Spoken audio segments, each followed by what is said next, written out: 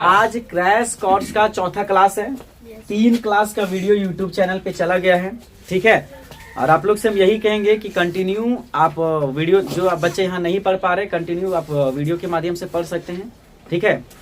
साथ ही साथ वैसा बच्चा जो एक बार पढ़ लिए हैं और जिसको किसी भी तरह का कोई डाउट है, तो बाबू वो आप लोग यूट्यूब में दोबारा जा करके पढ़ के वो कॉन्सेप्ट क्लियर कर सकते हैं, ठीक है।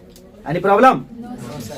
बोलेगा सर आप पढ़ा रहे, ठीक है, हमको नोट्स करवाते जाइए। तुम एक बात बताओ, साल भर का कोर्स 2 महीना में कंप्लीट करना, अब हम पढ़ाते जाएंगे लिखवाते जाएंगे तो कभी हमको लगता है 2 महीना का कुछ कंप्लीट हो पाएगा? तो तुमको तो मेहनत करना पड़ेगा।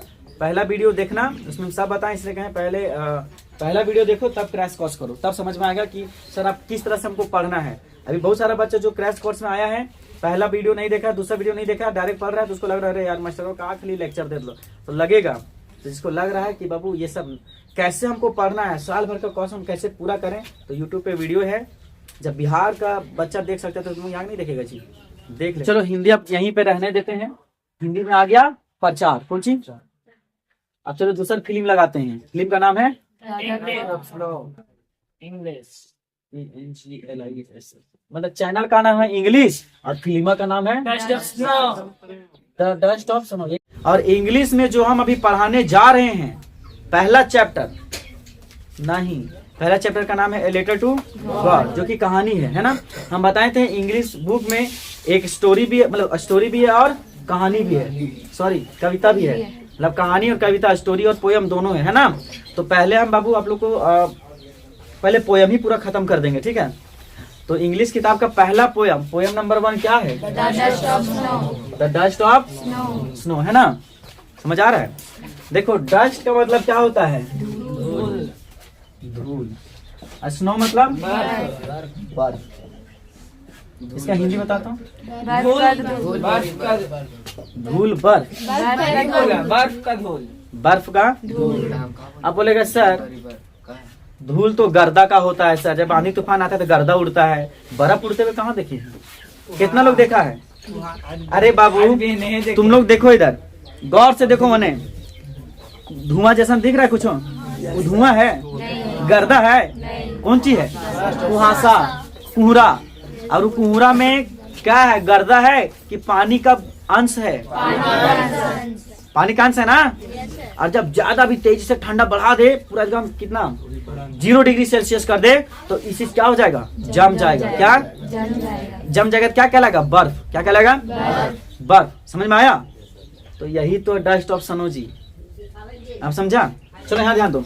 तो डस्ट ऑफ स्नो एक पोयम है जो किसके द्वारा लिखा गया है? हाँ, द डस्ट ऑफ स्नो एक पोयम है जो रॉबर्ट फ्रॉस्ट के द्वारा लिखा गया है।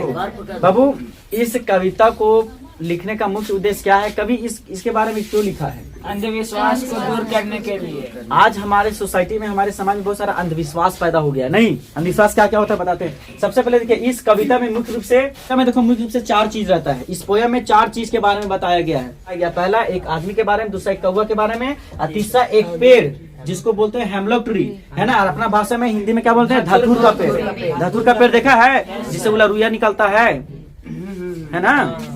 उसके बाद एक है बाबू डस्ट ऑफ स्नो, जिसको फॉग बोलते हैं, मतलब कुहरा। कौन सी? चलो यहाँ देखो, अब ध्यान से सुनो।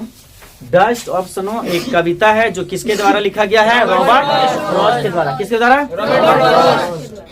इस कविता के माध्यम से क्या दर्शाया गया है बाबू? अंधविश्वास के बारे में बताया गया कि अंधविश्वास आज हमारे सोसाइटी में इतना अंधविश्वास लोग पैदा कर लिया है, इतना अंधविश्वास पैदा हो गया है कि लोग प्रकृति के द्वारा बनाए गए चीजों को अशुभ मानने लगा। क्या? तो ये सब चीज हमारे समाज से दूर होना चाहिए, इसीलिए कवि ने इस पर एक कविता लिखा है, ठीक है। अब हम आपको पूछते हैं, एग्जाम्पल बताइए तो हमारे समाज में क्या क्या अंधविश्वास पैदा हुआ है। पहला कौन सी? बिल्ली रास्ता काट दी। हम लोग कहीं जा रहे हैं, बिल्ली इधर से उधर हो गई, अरे ले बिलरिया रास्ता काट दो, कमेंट बन तो, ऐसा है कि नहीं? Yes sir. लेकिन ये सब गलत है बाबू। एक बात बताओ, बिल्ली किसका प्रतीक है? छठ माता का। जब आप लोग एक गाना सुने होंगे छठ पूजा का, छठ पूजा में एक गाना निकला हुआ है कि नेवता छठ माई के लेला ए बिलाई मौसी संगे बुलवले यहाँ, सुना है? Yes sir. हाँ, तो एक बात बताओ, जिस जानवर को लोग भगवान का प्रतीक माना जाता है, मानता है, क्या वो कभी जानवर अशुभ हो सकता है क्या? नहीं अशुभ हो सकता है? नहीं नहीं ना। देखो कितना बड़ा अंधविश्वास। इतना छोड़ दो, एक अटी हाथों खुजा रही आज पैसा ही तो यार, अगर ऐसा न होता तो आदमी जुटो जुटो ऐसे लगता है पढ़वाले रहा तो पढ़ लो, है ना। टोक दिया तो उसमें हाँ, सबसे बढ़िया एग्जाम्पल। आज कहूँ अगर जा रहा है कोई आदमी कुछ बोल दिया और गलती से तो काम नहीं बना, जैसे टोक दिया तो मन में बैठा लेगा, देखिए टोकना जरूर है, टोक दल का आज कम्मा ना बनते, लेकिन जाग गरीब है 4 गो। आज बाय चांस अगर कम्मा नहीं बना तो कर लिए समझो, समझ आ रहा है। तो ये सारा चीज क्या है? सच है, अंधविश्वास। क्या अंधविश्वास। पहले एक चीज और बताते हैं। जब छोटा बच्चा देखा होगा, तुम लोग भी छोटा था, तुम्हारी मम्मी लोग है ना, क्या करती थी कि जब नानी घर से तो कहीं मेहमानी से आती थी तो गिट्टी ले करके आज रास्ता छोड़ाती थी कि हमारे बेटो को वहीं दहन वाला कर दो नानी के घर में, है ना। तो ऐसे करके वन्ने ऐसे फेंकती थी। हमरो फेंक ले है, हम नहीं करेंगे, मेरा नहीं हुआ है नहीं। लेकिन आप ऐसा होता है का? अगर ऐसा होता बाबू, अगर ऐसा होता तो हमको लगता कि तुम लोग को अभी भी मम्मी पापा यह सब करते। क्या है, नानी घर जाने पर बहुत सारा लड़का को नहीं ध्यान हो रह जाता है और लड़की लोग को भी। तो ये सब क्या हमारे सोसाइटी में अंधविश्वास है। क्या है? अंधविश्वास। अब ध्यान से सुना, देखो इतना लेक्चर तुम लोग समझ गया कि डस्ट ऑफ स्नो एक कविता है जो किसके द्वारा लिखा गया? रॉबर्ट फ्रॉस्ट के द्वारा। इस कविता में क्या बताया गया कि बाबू, इस कविता में अंधविश्वासों के बारे में बताया गया कि हमारे समाज में आज किस तरह से लोग अंधविश्वास पैदा कर लिए हैं। आज प्रकृति के द्वारा बनाए गए खूबसूरत चीजों को आज लोग क्या मानते हैं? अशुभ मानते हैं। क्या? अशुभ मानते हैं। समझ में आ रहा है? चलो यहाँ ध्यान दो। तो उसी प्रकार से समरी मतलब उसके बारे में लिखना है। तो पोयम अगर अच्छा लगे या ना लगे तुमको लिख देना है। अगर आएगा question, write the summary of the poem the dust of snow, आता नहीं है लेकिन आएगा तो लिखना the dust of snow is a, एक सुंदर कविता है। तो the dust of snow is a beautiful poem. क्या लिखेगा? या फिर the dust of snow is a very good poem. क्या? Very good. ठीक है। जो किसके द्वारा लिखा गया है? रॉबर्ट। मनीष जैसवाल के द्वारा। नहीं। हाँ, तो which is written by Robert. जो द पोएट टेल्स अस, कवि बताते हैं इस कविता में, क्या बताते हैं? How a simple moment can change our mood. ठीक है, एक छोटा छोटा पल किस तरह से हमारा मूड को बदल सकता है ना। जैसे तुम लोग नहीं बोलता है मेरा मूड ऑफ है, लेकिन तुरंत कुछ ऐसा होने के बाद मूड ठीक हो जाता है। Simple moment can change our mind and put a greater impact on our life. एक छोटा छोटा सा पल हमारे जीवन में गहरा प्रभाव डालता है और क्या करता है? हमारे जीवन को बदल देता है। अब बोलेगा कैसे? तो एग्जाम्पल बता रहे हैं। ठीक है, मान के चलो, मेरा ही एग्जाम्पल लो, घर में कचकच हो गया है ना, हम इतना सारा दिन रात काम करते हैं और मम्मी बोलती है हाँ रे देखो ये थोड़ा का करो ही से, ऐसा होता है ना, कुछ करें घर में कम्मा, अब तो खराब लगेगा जी। है अब क्या करेगा? जो नाक वो खानो, अब गोसा से निकल गया कहूँ मैंने, अब जा रहा है, अचानक देखा आम का पेड़ है, अब उसे जा रहा है तुरंत को मीठा सा आम गिर गया, तो क्या होगा? खुश होगा नहीं होगा? तुरंत जाकर खाकर वाह क्या बात है, एक पल के लिए तुमको खुशी मिला ना। तो जब तुमको इस तरह का खुशी मिलेगा तो क्या करेगा? वो दुख मतलब वो एक पल के लिए उसको भूल जाएगा कि नहीं? तो एक छोटा सा पल तुम्हारे जीवन में गहरा प्रभाव डाला कि नहीं डाला? देखो इन दिस पोयम, इस कविता में, इसका हिंदी क्या हुआ? इस कविता में एगो कौवा के बारे में बताया गया, हेमलेट ट्री के बारे में, एगो आदमी के बारे में। आदमी कौन है? कवि खुद जो कविता को लिखे हैं वही है ना, रॉबर्ट। ठीक है, उसके बाद इधर तो लिख लेगा, क्या लिखेगा कि इन दिस पोयम, इस कविता में, in this poem the dust of snow, dust of snow कविता में हैज मेंशन, क्या बताया गया है? A crow, a dust of snow and a hemlock tree. ठीक है, समझ में आया? It describe the depressive and sorrowful mood of the poet. यहाँ सुनो, एकदम ध्यान से सुनना इस बात का। ठीक है, एक समय क्या हुआ था, कभी कभी मूड ना बहुत ऑफ था। क्या था? बहुत ज्यादा मूड ऑफ था उसका। ठीक है, हो सकता है घर में उसको कोई बोलने होगा, तो फिर उसकी वाइफ से झगड़ा हुआ होगा, वो कुछ बोलने होगी, कुछ भी मैटर होले होगा, तो कहा किया इसी तरह से किचकिचाल गुस्सा से अपना घर से बाहर निकल गया। ज्यादा मूड ऑफ था। ठीक है, वह कहा कि गुस्सा से घर से निकले और जैसे ही जा रहे थे तो अचानक जाते जाते एक रास्ता में एगो पेड़ मिल गया उसको, और पेड़ का नाम था बाबू हेमलॉक ट्री, मतलब धतूर का पेड़। क्या? अब देखो ठंडा का मौसम था और पूरा कोहरा छाया हुआ था। क्या? अब कोहरा में बाबू जो शीत होता है, ठीक है, वो किसका अंश होता है बाबू? बर्फ का। तुम्हें एक बार बात बताते हैं, कोहरा कब देखने को मिलता है? गर्मी दिन में, ठंडक दिन में? ठंडक दिन में। समझ आ रहा है?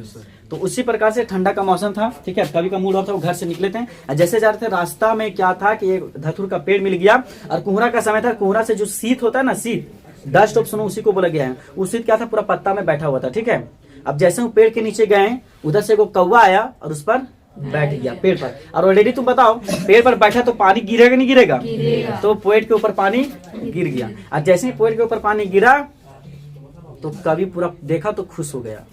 अब सुनो, कवि इस मतलब क्या बोलते हैं, खुश होने के बजाय वो सोच सकता था कि आज हम गए 4 नंबर में, अब हम मर जाएंगे। बोलो क्या है? धतूर का पेड़ बाबू एक पॉइजनस ट्री, एक जहर का पेड़ माना गया है ना। क्वेश्चन में आएगा आप लोग को पहला क्वेश्चन की what is the sign of hemlock tree, है ना। What is the sign of hemlock tree पहला, या फिर hemlock tree is called, hemlock tree को कहा जाता है क्या? पहला 3 को ऑप्शन दे देगा और लिखेगा पॉइजनस ट्री, समझ में आया? Good tree, not good tree, none of this. Poisonous जहर का पेड़, क्या? जहर का पेड़। ठीक है, hemlock tree means poisonous tree, क्या? पॉइजन मतलब जहर, कौन चीज? जहर। पॉइजन मतलब मेरे मन में जितना भी टेंशन था सब टेंशन दूर, है ना। तो उसी प्रकार से पोएट जैसे ही वो पेड़ के नीचे गया, कौवा करके बैठा, तो क्या हुआ, वो जो डस्ट ऑफ स्नो था वो कवि के ऊपर गिर गया। और जैसे ही गिरा तो उसको बहुत अच्छा महसूस हुआ और ऊपर देखा तो बोला वाह क्या बात है, पूरा खुश हो गया कि झूठों में इतना टेंशन ले रहे थे कि मेरा दिन खराब हो गया, मेरा दिन तो बहुत अच्छा है। देखो तो कौवा को मेरे से कितना लगाव था, मेरा वेलकम कैसे किया, डस्ट ऑफ स्नो गिरा करके। मतलब वो नेगेटिव ना सोच करके पॉजिटिव सोचा, नहीं समझा? पॉजिटिव ही सोचा, जैसे गलत ना सोच करके वो बोला वाह दुनिया कितना खूबसूरत चीज है, हमको झूठों में हम टेंशन ले रहे थे, ठीक है, कितना सुंदर, देखो इसको कितना मेरे से लगाव था, कितना अच्छा, मतलब अच्छा फील हुआ उसको। जैसे ही उसके ऊपर गिरा ठंडा लगा, पूरा बहुत अच्छा महसूस किया और सारा टेंशन उसका दूर हो गया। वो तो सोच सकता था बाप रे जहर के पेड़ से गिरल है और वो कौवा गिरा है जो अशुभ माना जाता है, मतलब कि इन्हों से टच, नहीं समझा? 11,000 दियो का ट्रांसफार्मर जोड़ दो सीधे ब्लास्ट, नहीं समझा? तो धतूर का पेड़ भी जहर का प्रतीक और कौवा भी, देखो कौवा, जहाँ कौवा भी अशुभ का प्रतीक माना जाता है। आज तो घर में कौवा का गा रहा है ना तो भगा देगा, कोयल का गाएगा तू पीछे पीछे का गाएगा, नहीं ऐसा होता ही नहीं होता है। तो कौवा को आज भी लोग सोसाइटी में अशुभ मानता है और धतूर के पेड़ को भी जहर का पॉइजनस ट्री बोलता है ना। तो दोनों जब टच हुआ तो खतरनाक वाला तो रिएक्शन होना चाहिए, लेकिन कभी देखो कितना क्या बोलते हैं पॉजिटिव वे में सोचा कि नहीं मेरा दिन अब अच्छा हो गया, कितना अच्छा। प्राकृतिक में इतने अच्छी चीज है जो हमारे मूड को भी बदल सकते हैं, ठीक है, समझ में आया? तो इस कविता से हमें यही सीख मिला कि कवि के जैसा हमें भी दुनिया में जितना भी चीज है जो प्राकृतिक बनाया है वो कभी अशुभ नहीं होता है। हम चाहेंगे तो क्या बोलते हैं, हम चाहेंगे तो उन प्राकृतिक चीजों से, ठीक है, बहुत कुछ हम सीख ले सकते हैं, हमारा जीवन बदल सकता है। कोई दिक्कत नहीं? हम समझ में आई नहीं? सच बोलो। देखो आप कोई पूछेगा डस्ट ऑफ स्नो क्या है, इसके बारे में बताओ, तो तुम्हें 4 नहीं बोलेगा कि डस्ट ऑफ स्नो एक कविता है, ठीक है। इस कविता के कवि का नाम रॉबर्ट फ्रॉस्ट है। इस कविता में बाबू कवि अंधविश्वास के बारे में बताए हैं कि आज की तरह से हमारे समाज में अंधविश्वास फैला है, ठीक है। प्राकृतिक द्वारा बनाए गए चीजों को लोग आज व्यक्ति को अंधविश्वास मानता है, जो कि ऐसा बिल्कुल भी नहीं है। एक दिन क्या हुआ कि कभी कहीं उनका मूड ऑफ था, घर से निकले थे, कहीं जा रहे थे, तो अचानक जाते जाते एक धतूर का पेड़ मिला। जैसे ही वहां गए तो कौवा उधर से आया और बैठा, तो जैसे ही जो शीत होता है ना, वो शीत होता है, जो फॉग होता है, डस्ट ऑफ स्नो, वो कवि के ऊपर गिर गया। जैसे गिरा तो कवि को अच्छा ठंडा महसूस हुआ, वो अच्छा फील किए। और जब ऊपर देखे तो बोले कि कौवा को देखे तो देख करके खुश हो गए कि वाह ये पंछी मतलब प्रकृति के द्वारा बनाया गया ये पंछी कितना प्यारा है, जो हमको समझो एक प्रकार से हमको मेरा स्वागत कर रहा है कि नहीं, हमको इससे कितना लगाव है। इसीलिए दुनिया में बहुत अच्छी अच्छी चीजें हम चाहेंगे तो क्या बोलते हैं, इन सभी चीजों से अपना जीवन बदल सकते हैं। अब सुनो थीम, ठीक है। The central theme of this poem the power of the nature to help and bring a positive change in our lifes, ठीक है। लाइफ मतलब कि जीवन, जिंदगी, और लाइफ्स मतलब कि जिंदगियां बहुत सारा। तो आदमी में इस दुनिया में बहुत सारा आदमी है, एक नहीं, है ना। तो इसका देखो इस कविता का थीम मतलब समझ में आ रहा है, संदेश क्या है, देखो इधर, the power of nature to help and bring a positive change in our life, मतलब कि प्राकृतिक में वो पावर है जो हमें स्वस्थ रख सकता है और हमारे जीवन को बदल सकता है, लेकिन उसको हमको नेगेटिव नहीं मानना पड़ेगा, नेगेटिव हमें नहीं लेना चाहिए। अगर हम जा रहे हैं रास्ते में बिल्ली रास्ता काट दिया और हम सोचे कि आज हमारा कम्मा ना बनता तो सच्चे में नहीं बनेगा, समझ आ रहा है। अच्छा एक बात बताओ, हम रास्ते में जा रहे हैं, बिल्ली रास्ता काट दिया, अरे यार रास्ता काट, चल घर चल कल जेबे, तो नुकसान के कर मेरा ना, अरे तुम जा कर देखो ना काम कैसे बनेगा जी, समझ आ रहा है। तो ये चीज देखो, मैट्रिक के एग्जाम में इससे क्वेश्चन कैसे पूछेगा, 4 लाइन पोएम उठा के दे देगा, ठीक है। किताब को लाया क्या? ला तुम, हाँ देखो इधर तुम लोग एक काम करना, बाबू 8 लाइन का ही पोयम है, वो चुटरी जैसा 3 अक्षर का ही, छोड़े 3 शब्द, the way accrue, the way accrue ना, रास्ता में एक कौवा है ना, सुक down on me the dust of snow, रास्ता में एक कौवा क्या किया मेरे ऊपर गिरा दिया, कौन चीज, dust of snow, has given my heart and change of mood, और मेरे दिल को छू गया और मेरा मूड बदल दिया, द वे अक्रो, रास्ता में एक कौवा है ना, सुक डाउन ऑन मी, मेरे ऊपर गिरा दिया, कौन चीज, द डस्ट ऑफ स्नो, मतलब कि रास्ते में एक कौवा मेरे ऊपर डस्ट ऑफ स्नो गिरा दिया, फ्रॉम हेमलॉक ट्री, कहां से गिराया, पहाड़ से, धतूर के पेड़ से, कहां से, has given my heart and change of mood, और मेरे दिल को वो छू गया, मेरा मूड को बदल दिया, चेंज कर दिया, समझ में आया, and saved some part of a day I had rued, और मेरा दिन भर का जो समय बर्बाद होने वाला था वो बच गया। अब कैसे बर्बाद होता बाबू, दिन भर टेंशन में रहता, अब जैसे इतना बड़ा खुशी मिला तो टेंशन,